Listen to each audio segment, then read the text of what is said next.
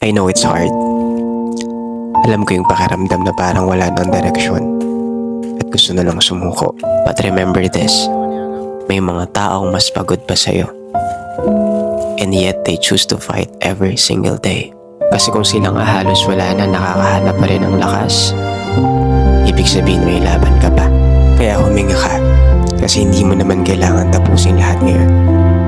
One step at a time. Laban lang. Eto payong kapatid. Subok lang ng subok. Gawin mo lang ang dapat mong gawin. Huwag ka matakot madapa o matalo pa ulit-ulit. Mas matakot ka kapag wala kang narating.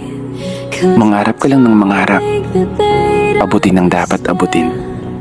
Ang poor kay na ay 4 letters, so does rich. Ang failure na ay 7 letters, so does success. So therefore mga word, ang life nag-offer na to duha ka side. Ang negative side ug ang positive side. So the main lesson is kung asa nimo gipasandig ang imong hunahuna atong side is diha pud nimo gipasandig ang tibuok nimong journey sa imong kinabuhi. It's not about what happens to us, but it's about how you react to it that matters. If 1 is the lowest and 10 is the highest, make sure nga mulan ka sa 10. Speaking about the word 10, positivity and negativity both has 10 letters. Don't just do your best, but do whatever it takes. Daydream, I fell asleep amid the flowers.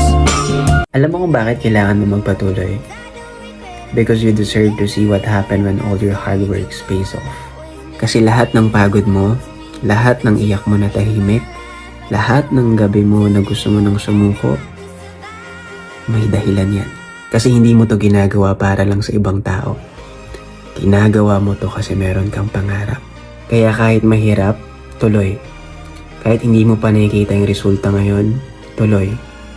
Kasi darating yung panahon na sasabihin mo sa sarili mo na buti na lang, hindi ako sumuko. Because you deserve to see the life you've been waiting for. Kaya please, tuloy-tuloy ka lang. Ika nga nila. Galingan mo lang ng galingan pala.